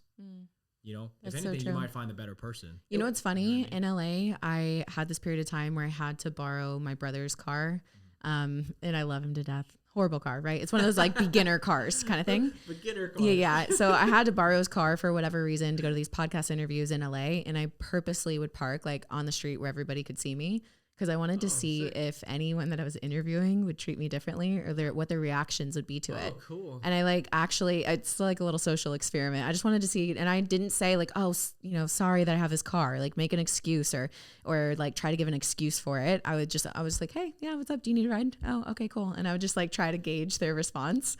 Let me ask you. So when you did this experiment, probably, what was it on purpose? You really wanted to see? 100%. Did you have money at the time? I mean, I don't ever think I have money because I'm... You know what I mean, though? Like, yeah, I could have had a different car, yes. Okay. So I think broke people feel like that's a thing. But when you have money, you know it's not. So you're comfortable enough to get in that beater. Oh, 100%. That's why Bill Gates will go to the freaking mini mart and just flip-flops in a tank top, and broke people are wearing Gucci and Louis I see what you're going saying. broke because they feel like they need that status to supplement what they don't have. You know, interesting. They I forgot which designer came out and said it, but rich brands are actually built for poor people. Yep. Shut up. Yeah. Because they need something to like feel like something Like they don't Louis have. What you just Vuitton, said. That's Louis crazy. Louis Vuitton, Gucci, and stuff like that. Yes, they're built by wealthy people, but they're built because they know the market. Shut up. So we're in the realm of clothing, so I'm really familiar with this type of stuff. So, you know, Louis Vuitton will put out a T-shirt that just says Louis Vuitton, 100% cotton. Stop. And they'll sell it for $1,200. Stop. And chances are, who are the people that are wearing it? The people that are going to the clubs, popping bottles, and they're making 60 grand a year, 50 grand a year at a cap, if that. And they're driving a 7 Series BMW. You and your 7 Series. You know what I mean? So you always use these people in the 7 Series. Why? So, I don't know. So I mean, it's just this whole facade that, like, I was mind blown when I heard that. I was like, that is so true. It's not even hearing it. I see this shit every day. Well, I mean, of course you're gonna have rich people who are like wearing the Hermes and stuff like that and Louis Vuitton, of course, you know, because they can afford it, but they're not. It's not built for those people. Yeah, 100. It's built for like Hamza, for instance. those people. We had a very successful real estate guy come on our podcast, very wealthy. You know what I mean? He sold his company for like $250 million. Like, oh my goodness. very wealthy, and he's wanting to start a new real estate company, not where people aren't wearing suits. He wants it to be casual. He wants people to literally wear just whatever you would wear in the normal day, and that is something I fuck with because that shows confidence. Because nothing's more dope to pull up like in a Ferrari in some flip flops trying to sell you some $250,000 or $250 million piece of land. Right. You know, like that to me, that's so much cooler than pulling up in a Ferrari like decked out in Gucci and Louis. Let me see your bank account. But I'm not bashing anybody, but I'm saying it's a very funny thing that's going on in our society that like people. You know, I blame it on social media because people attach a or a financial status to these brands, and if you're broke, or not broke, but you're doing okay, but you want to feel like you're up here. Yeah, you can do that by having the car. You can do that by wearing these brands. Like Drake said it. Fuck a personal evaluation. Show me personal funds. But yeah, it's a funny thing that's going on in society. It is. It's funny. I've never actually cared about any of those things. You know, like those things don't hold weight to me at all. Even with like, you know, men and stuff, I'll get in like a Rolls Royce and I'm like, it's so funny you think I care about this. Really? They'll be looking at 100%. They'll be looking at him like 100%. I'm like, I hope you're not wanting a reaction right now. Honestly, this chair oh, cool. Like, because like that doesn't carry weight with me, right? Like my goal and vision for life, I don't give a shit if we have all these crazy things. Like, who are you? Why do you feel that you are here in the world? And what are you doing to fulfill your purpose? And how are you giving back to people? And yes, of course, I want nice things. I have a goal of flying private. Like, don't let me fool you in the sense that like I don't want a lot of these things, but these things don't hold the heaviest weight with me at all. Yeah, when you leave this earth, you leave with nothing. Yeah. Just curious, going back to the initial question you asked us about the filters for women. Yeah. What is your perspective on like other women using filters and stuff like that? Well, one, I totally am cool with everyone using whatever they want to do, right? Totally fine. But sometimes I do see it and I'm like, damn, you're actually so beautiful. Like how beautifully genuine your face is. I would rather see that. But I get it. Like, I think, you know, some people, they feel prettier with it. It allows them to show up kind of thing. But honestly, it makes me sad if I'm being totally honest about it, because I think about them putting their phone down and like looking in the mirror and you don't look like that, you know? And I think that whether they admit it or not, whether they are conscious to it or not, it's shaping how they view themselves. And I know, cause I've gone through it too. You know, I've, you know, gone to go on Instagram and I'm like, wow, I'm ugly. Like I can't show up right now because I'm too ugly to show up. What about, like women getting their face redone and bodies redone and lips and all that stuff? Like, what's your personal opinion on it? Yeah. I think you should do whatever you want to do. No, really, because I think that the way I view this thing is like, this is just like an earth suit, you know? And I think it's beautiful. And I think we all have our own unique ones, but if you want to send upgrades, like, fuck yeah, send it, bro. Like, I see it as like upgrading this like earth suit that we get to go float around in for a little while. But do you think it could be detrimental in the fact that they should be happy with? So yes, I think your intention with why you do it matters. Exactly. So for example, I usually get Botox. Okay. And I love it. Okay. But why? I let all my Botox wear out randomly, right? I kind of do it sometimes just to like. Never noticed. Oh, really? I've Oh. I don't look at those things. And that's another thing. Wait, you would have never noticed? Guys don't notice that. I don't notice those things. Because I'm right now I don't have any, right? Like it's all worn off, and I'm like, I notice that I look older. I notice like all these things, right? And I'm like considering, I'm like, do I want to get it again or do I not? I have a perfect scenario. So we went. I can't believe you guys didn't notice. No, wait, what? So you, like in your face? Oh yeah, like all over my forehead. I usually don't have any wrinkles.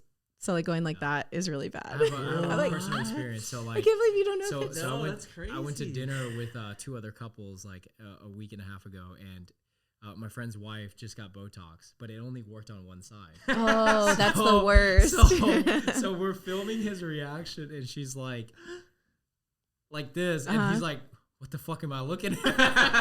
It's like one face is literally like all wrinkles, but we don't notice those things. That's crazy. That's crazy. So you guys don't care if there's wrinkles right here. I do. We love it. I mean, I personally love like you say, like I love like natural. Like it's just it doesn't even matter if you get implants or Botox. I don't care. Like I'm just saying like.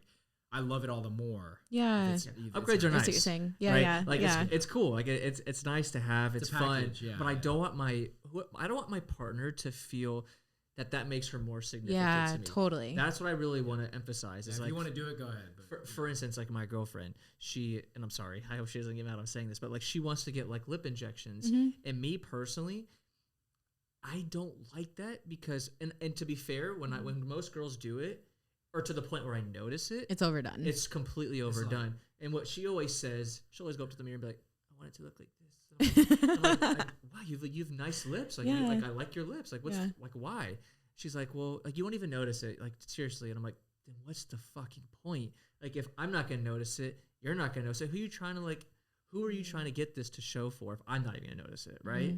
So maybe herself. Yeah, exactly. And that's, it's, I just wish she knew like how pretty she was. Aww, yeah. Right? Like I feel like she really doesn't need that stuff. Yeah. And I feel like that's the case for a lot of women. Yeah. And it sucks that with the society we have today, like women feel like they have to have this stuff to be pretty because of these filters. They see these filters like, oh my God, I could look like this. I have a perfectly symmetrical face.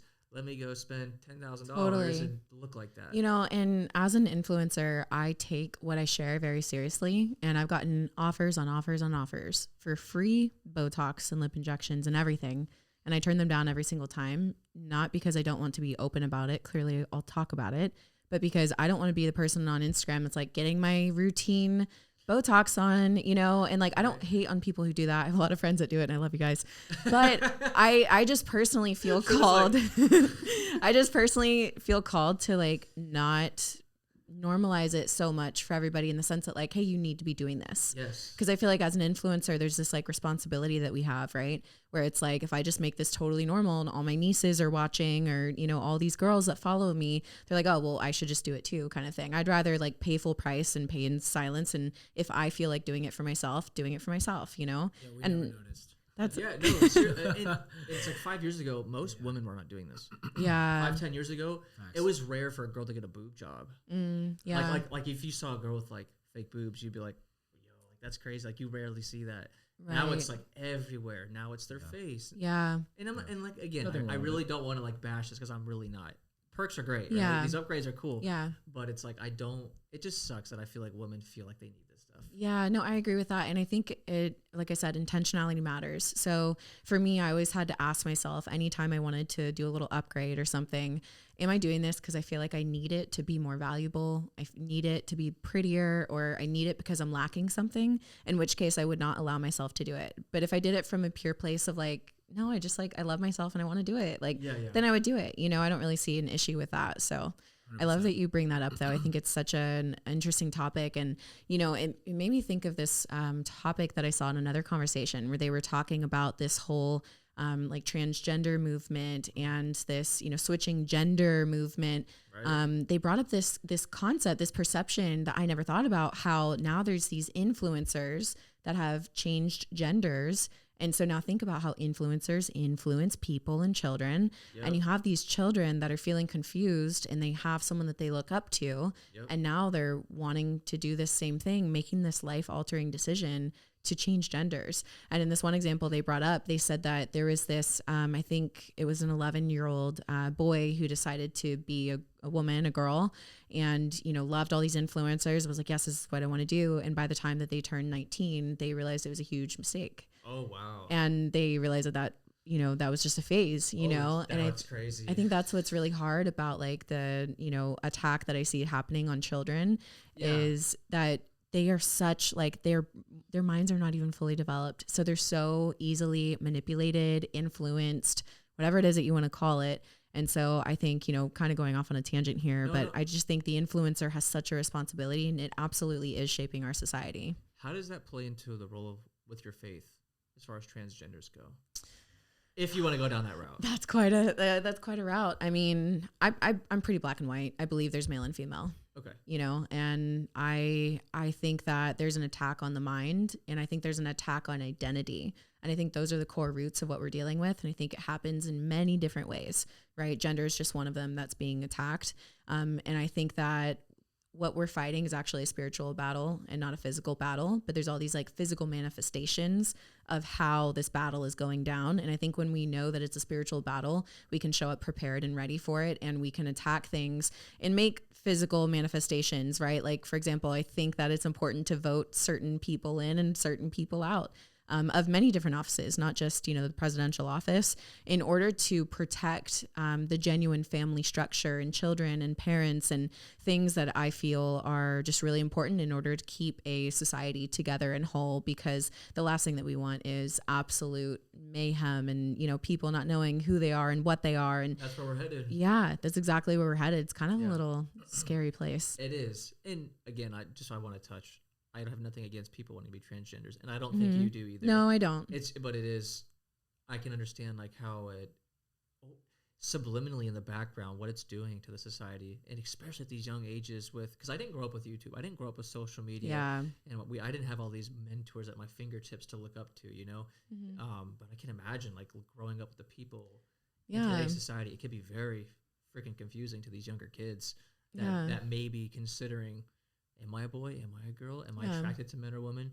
You know, like that's a very deep thing to kind of think about at such a young age and have those things be normalized. Yeah. Especially like even all these upgrades, these young girls. Totally. I like, know. Holy crap. Like I can't even, like imagine if you have a daughter, bro, and she has Instagram and Facebook with all these filters on her face, feeling like I'm not pretty unless I have these filters on my face, or I need lip injections for my 16th birthday. You know, like that's a crazy thing. What do you think about that as a parent? So hold on. So back to like this whole transgender thing. I think like if you look at where we absorb our information from, which is media, and society, it's trickled up to a certain number of people who own these large scale corporations, right? You look at all these TV shows, all these movies. You can't watch a single TV show or movie right now that there isn't a push for that stuff. Homosexual, like homosexualism.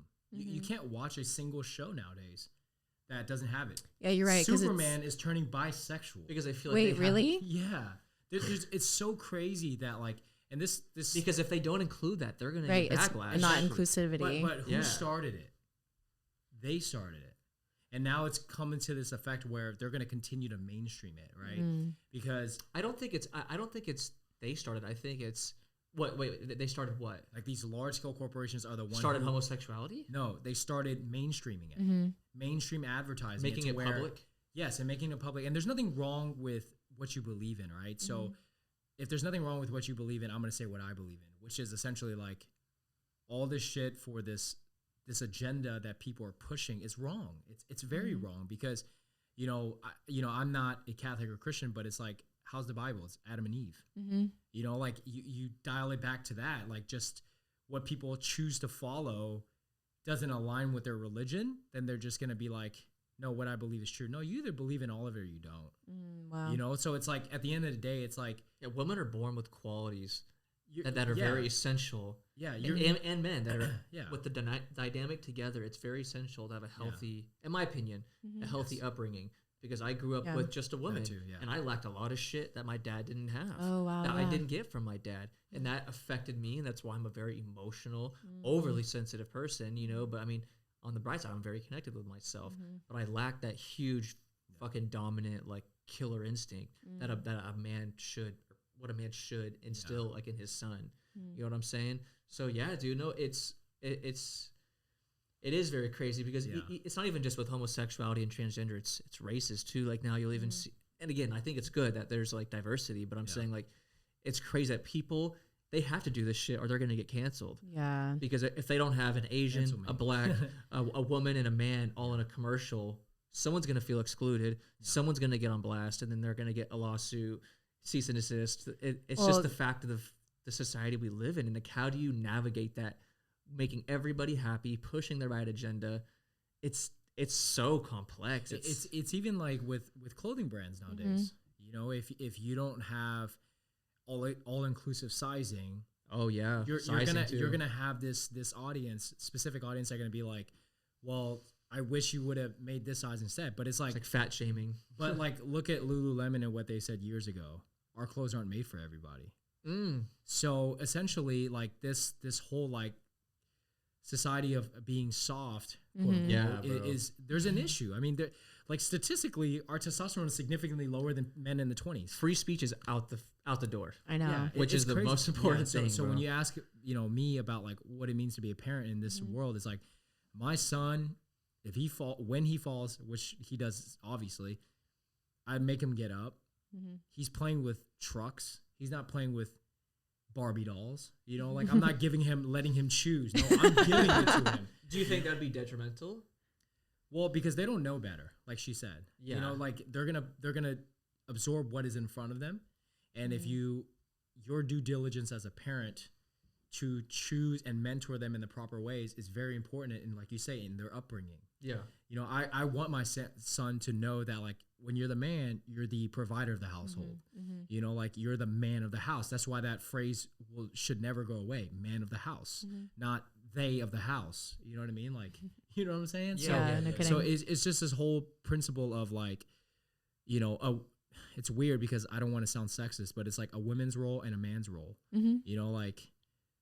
I don't think it is sexist. I think it is. So like free speech, some people will think that's sexist Totally, because right. women will be like, I can do what a man can do. Totally. And like the whole feminist movement. Yeah, I mean, and that's debatable. But I'm saying like at the end of the day, men have qualities that women just don't have, and women have qualities that men don't have, 100%. And that's okay. That's how it's supposed to be. Yes. That's why when y'all come together, you're each other's better half. Yes. You pick up where the other person can't. And that's what creates a healthy dynamic. It's that simple. It's not any more complex than that. It's not to say that two men can't be happy. I'm just saying to raising a kid, a lot of problems can occur that can hurt that kid in the future. Like a baby? A what? A baby. That's the new term, right? Really? Yeah. That's a thing. Dude, yes. A baby. Oh, the baby doesn't, they don't know what they want to be yet. Oh, yeah. So they literally won't tell other people whether it's a boy or a girl. They won't tell anyone the gender of the baby because they don't want to infiltrate the baby's mind. It's crazy, though. It's crazy. And I'm like, you just got to look one place and you'll know real quick. Yeah, man. It's pretty clear cut. You see, and I just want to be very careful with what I say because and I probably shouldn't, but it's even crazy that we have to feel like, I feel like that, like where I feel like almost not scared, but like, yeah, I mean, I want people to know me for stand-up morals. Yeah. Not just the free speech thing, but like standing up for what you believe in. If they believe in non-binary, whoever it is, if they believe in this specific thing, I'm going to respect it. But I'm going to say they're wrong. Yeah. Like I'm going to be like the Ben Shapiro. Because that is free speech, right? It's like hearing your thoughts and ideas, Absolutely. being like, cool, I respect you. I fully think you're wrong. Like Ben Shapiro. I love and care about you. Ben I'll Shapiro's fully support you. Yes. Like I just don't agree with what you're doing. Ben Shapiro is probably like one of my heroes when it comes to these things. He's amazing. Like what he's the most straight up guy ever. He's just like, I mean, I'd never heard of him until like this whole like movement of like COVID, where and then the Joe Rogan podcast where he's just like straight up. He had this press conference where this person was like, what if I don't want to associate with man or woman? What if I want to associate as a they? Ben Shapiro's like, no, biologically, you're a man or woman. you know, like there's no ifs, ands, or buts, you know, and this guy, man, like he's very smart. He's very like, yeah, very smart. He'll prove you wrong. If he knows you're wrong, he knows you're wrong. You know, it's like, we need to keep pushing for that. Absolutely. And it doesn't just revolve around racism or sexism. It needs to revolve around everything. Absolutely. Your own stand-up morals. Don't be afraid to voice your morals. Yeah, I think it's so important. And you see, maybe that's why I'm not like that, bro, because I didn't have, and I am like that to an extent, but when it gets too controversial and too confrontational, I kind of like, dude, whatever, just do what you want. See, my dad, I'm so thankful for the way that he raised me. He did a lot of like character training when I was younger. I remember that. That's cool. Yeah. But like, I mean, all these little things too that I didn't realize how would be so important. Like he used to always tell me, like, even if you're at school and the teacher tells you to do something and it's not right or you don't feel right about it, like you do not listen. Damn. You know, so like I was told from the get-go, like I was told to question authority, not to not respect it. I was always told to respect it no matter what, but to always have my own mind, think for myself, stand up against things that I don't believe in, no matter who it is. They would always say, even if it's a police officer, even if it's, you know, and they would name these people of authority that I think now people try not to question, you know, they just obey whatever it is. Blindly. Like this is a horrible example. It's so bad, but there was this flight where this flight attendant told this family to put their puppy Frenchie inside the overhead for the flight. They were like, it has to go up there. So they did. Free? Like not in a cage or anything? No, like it had a little bag, but they said to put it inside the overhead. Enclosed? So, yep, enclosed. So then they land, and of course the puppy's dead. And here's the thing. There was that whole family. It was a whole commotion, but there was people all around them, and nobody stood up and said anything. Nobody said, hey, this is not a good idea, because the person of authority, the flight attendant, said, you have to do this. What? Nobody stood up and said, no, this is wrong. No, you don't have to do this. This is a bad idea. This is true. You can look it up. That's crazy. You can look it up because everyone was telling me about it because I have 2 Frenchies. Sounds like Delta. Actually, no. Spirit. Maybe. I don't remember which airline it was. It was a massive thing, but it's, you know, you see all of these examples in society of things happening where you're like, why did somebody not stand up and say something? Because it came of an authoritative. Because it came from someone who has authority, right? Wow. I had a friend who recently told me about his friend who would do artwork, also called graffiti. And he said that nobody would question him if he just put on a construction uniform. Oh, that's funny. Isn't that crazy? Wow. So it's like you have these perceptions of authority of what people should be and what they should do, and you don't question it at all. It plays into exactly what we were saying earlier with humanizing and product. And I'll just use myself for an example to kind of touch on that. Like, for instance, I would meet up with clients, and like I had a really not beat up Tahoe, but like an older Tahoe for a long time. Mm-hmm. I'd meet up with clients to potentially get them as clients at the Starbucks and stuff. And some people would take me seriously, but a lot of people would see me pull up at that and not take me seriously. But once I kind of showed up as like an authoritative figure in a nice car and a suit, everybody started taking me seriously, you know? So I from a business perspective, it's the same way. It's in a lot of ways, it's the same way, but, sorry, I don't know if that even like, I think it matches everything, sense. But it's crazy. Like that's actually a thing is people don't question. I mean, I knew what I was talking about. So like, even if they questioned me, like I knew what I was doing. I just had to kind of stand the part, but yeah, it's sad that in those situations, nobody kind of stands up for themselves or at least voices their opinion. And it's probably because they don't want to create a scene. They don't want to create or just get in the way of somebody else's problems because they're just so like in their own bubble. And I think, you know, just kind of wrap things up here because we're going to end in just a minute. I think, you know, we're in this day and age and generation where we have to say what we're thinking and feeling. Not just do we have to say it, we have to prove it with our actions. We have to be a part of society. We have to see the things that are wrong and go and vote and make a difference and make a change, right? Because right now we're having all of these issues, even in Houston. I don't know if you guys know, but as of a few weeks ago, I don't know if it's changed or not, we were the #1 murder capital in the United States as far as 2022. We had, yes, I think it was 30. I don't remember if it was like 33 or 38. It was one of those murders here, and you know, a few of those being police officers. And so we have a real issue here, right? And a lot of that comes down to the judicial level of these judges with these, you know, thinking these ways of just releasing criminals, just getting them out when they're 3-time felon, 4-time felon, releasing them again. And so these people that know that they're going back, have nothing to lose, are now shooting and killing people and doing these heinous crimes, you know? And so I think it is important to speak about what you believe, to get involved and to be a part of the change. Because if we don't, we have to ask ourselves, like, what kind of road we're on and where does this road lead?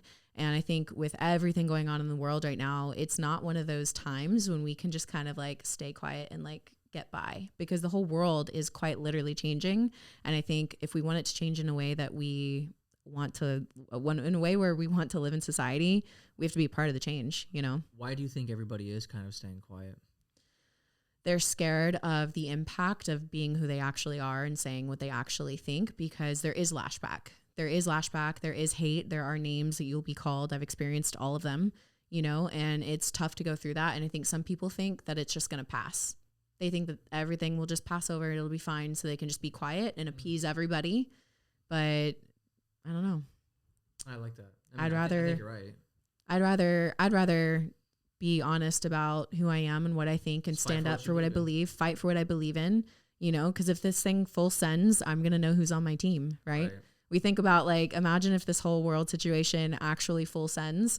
I have amazing people around me in every single state, right? I know who is going to be there, who's going to show up, who's going to be a part of it. I don't have to question or be like, hey, by the way, I'm on your team, right? Like, there's going to be a lot of people not knowing where to go, what to do, or, you know, if things really pop off. So I think it's important to build that network, build that community, so that whether it's, you know, you standing in for people that are losing their jobs and providing opportunities for them and connecting them with people, you know, or it, you know, full sends it another direction. I just think it's important to know who you are and also like who your people are too.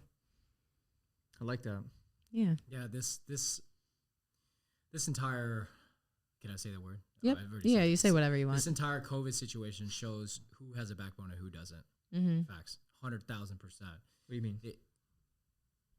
Social media was the most prevalent way to get your news and also your opinions out there, right? There's a lot of people that, like, for instance, me, super vocal about this whole entire COVID situation and the side that I stood on, right? Mm-hmm. I stand on the truth side, right? Whether you believe it or not, with whatever media outlet you get your information from, you stand on the truth side. And a lot of people, like you say, they'll be like, I don't want to deal with it. It'll go away. They play with the game. They'll conform with it, right? They trust. I'll get this thing and it's going to go away. Like, I'll be fine. No, like, you kept conforming to the situation. And then you had individuals that spoke out every single step of the way. It shows who has balls and who didn't. Mm-hmm. Yeah. Right? There are some people, yes, they're just like, you know what, it's going to impact my business. I'm not going to put this on my page. Mm-hmm. Or there's some people who are like, I'm not going to give a fuck if it impacts my business, because I'm going to have support from the people who I want business from. Absolutely. So ultimately for me, it's like I observed it because I saw family members conform to it. I saw friends conform to it. And then I saw friends and family members who didn't, who stood on the truth side, who did a lot more due diligence. And of course, you have your own opinions. And even if you know the truths, like maybe you just want to, you know, be a little bit on the safer side. But with this whole entire thing, it showed you truthfully who has a backbone. Mm-hmm. And that's very, very important in character finding, right? You look at those people and you have to realize that, like, if you were to form a business and shit went south, do those people have a backbone? Probably not. Or that's probably. So true. So it's like a whole character thing. And that's how I live my life, with seeing the bigger picture with everything. It's not just what's right in front of me, but I look at this person from all aspects of their life. If justice needed to be heard or done, what would they do? Would they stand with their morals or stand against their morals and just conform? Wow. So, I mean, damn, bro, it's crazy. You know what I'm saying? So, so I look at this whole entire concept and I'm just like you say, do I want you on my team? Or, oh, I'm on your team. You know, it's funny, bro, because like you really are deep. Like you're doing a lot of shit like in your head and like behind the scenes, like internally, that like, I mean, I hear that you saying that and I know you're like that, but even just like rehear, I'm like, dude, I always forget like how like you really are. Like a lot of like, even shit I do, I know he's taking everything I do with like a grain of salt and like analyzing me and like, just taking it. But it's cool. He's observant. Yeah, he's very observant. And but one thing I know about Daniel, he's very true to himself. Like he'll go to his grave before he like goes against that, which I can absolutely respect. I fuck with that. Yeah, same. That's why we're on sure. this podcast together. All right, guys, it has been incredible having you guys. Last question before we wrap up here. What do you want out of life? No, that was a question we did on their podcast. You guys should go listen to Subliminal Thoughts. It's linked below. No, but if you were able to identify it, what season are you currently in your life, and what do you want out of it? I know it's a really deep question. I'm in the implementation phase in my life. You know, I feel like there's two phases of your life only. There's a discovery phase and there's the implementation phase. Discovery is finding yourself, right? Implementation is being assured of who you are. And the implementation phase is essentially double downing on yourself. Like I talk about in business all the time. You don't have a plan B. You run with it because a lot of us, I feel like majority of the world, go through life not knowing if this is really what they want to do. Self-doubt is true. It's real. Like everybody has self-doubt, myself included. But understand that like if that specific part of your life chose you at that certain amount of time, that's what you do. You know, if because I don't believe in being at the right place at the right time. I believe in being at the right place at maybe the proper time, but you find yourself in a position where, well, one thing always led to another, right? So ultimately, okay, well, how did you get down to that point? What did you do 10 years ago that kind of brought, well, maybe right place at the right time is the right thing. So I just contradicted myself. But finding yourself in a place where the 10 years or 15, 20, 30, 40, 50 years of discovery, quote unquote, what are you doing now that won't get you back to the discovery? Because it's very easy to go back into the discovery phase where self-doubt will retain the big part of your life, right? So if you don't double down on yourself. It's a new standard you kind of create. Yeah. If you have a plan B and a plan C and shit, then that means you never really believed in yourself. Oh, shit. So understand that like entrepreneurs, we don't have a plan B, man. Yeah. It's a plan A and that's it. Yeah. Like people ask me, well, what happens if shit goes south? I'm gonna adapt. I don't ever think like that. I don't ever think, oh, it's gonna roll down. When you think about the worst case scenarios, I don't think about that. Because if you think about the worst case scenarios all the time, then you're always gonna let that overtake that small bit of confidence that you ever had in everything. So true. So like my like phase in life and for the rest of my life will always be implementation. Damn, dude. Yeah, that's sick, dude. I guess I'm kind of right there with you. For sure. It's just in a growth stage and kind of the sacrifice stage where you kind of have to just starting. Just a lot of people don't understand. People always say, dude, you work so much. Like you don't do anything. You know, like and even my girlfriend doesn't really understand it because she's not an entrepreneur. And I really think if you're not an entrepreneur and kind of self-made and doing these types of things, it's really hard to understand. Yeah. Because to understand the concept of I create my own work, it's up to me to wake up every day and make sure I get paid. It's not, oh, I get up, I work at 9, I'm done at 5, and I can shut off. Right. I'm working 24/7. I'm working all day, every day, hustling, trying to find work, trying to make shit happen. And a lot of people cannot fathom that. A lot of people can't understand that, and that's fine. But it becomes real difficult. So those people are still in the discovery phase in their life, by the way. And that's fine. Like I'm not. It's just. I really think true. it's different kinds of people. You know, not everybody's meant to be an entrepreneur. I agree with that. You know, that's totally. Some fine. people are actually meant to support entrepreneurs, and you need those people. Yeah. Everybody has a role in life. You know, but I think that's where I'm at. Where I'm in that sacrifice stage where I'm doing what I need to do to get where I want to get. And I'm willing to not go on vacation. I'm willing to not hang out with my friends. I'm willing to just focus on me, get my mind right, get my money right, and just make sure I'm setting myself up to a point for when the time comes, I can take a step back. Along the way, I'm going to enjoy life. Yeah. Right? Of course. I feel like you want to say that. But like... you know me, huh? Yeah. That was good. Like, well, I was actually going to let it go. There are things that I think, and I'm like, you don't have to say that. But that is very important because I get overwhelmed. I get stressed because of all this... I'm always going. Yeah. And it is very important to take a step back and kind of chill and relax. And I'm learning that balance. And that's the most important thing. I guess that's where I'm more so at balancing everything. Yeah, because you sound like you're already in the grind of it all. So like learning Yeah. to balance that. Yeah, and I have a good groove, but again, when you're an entrepreneur, you get out of that groove very easy because you're not doing the same things every day. Yeah, You're always doing something new. that's so true. You know, but yeah, I think that's where I'm at. So, guys, Wait. So Emily, what season of Yeah, there you go. in? I want to know. I am in a season of life where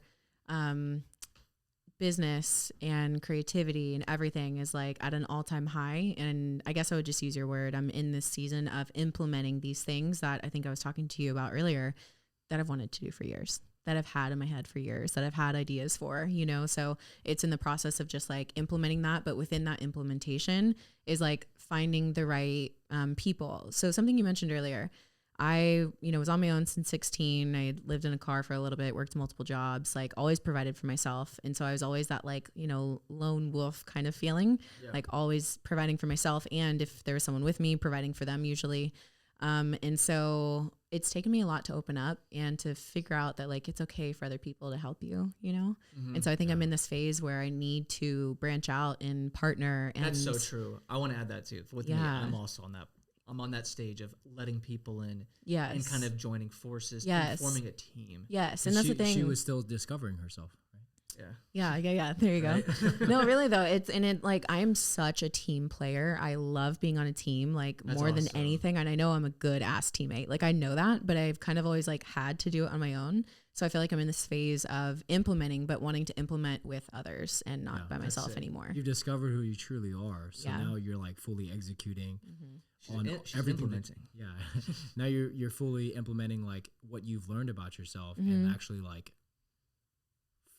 blossom. Blossoming. Yes. Oh, look at you guys. That was so cute. And like I so cute. easily, it was so cute. I so easily see the beautiful attributes of other people, and I want to like connect and place people in the right places and like let them flourish and grow and build, That's so cool. Yeah.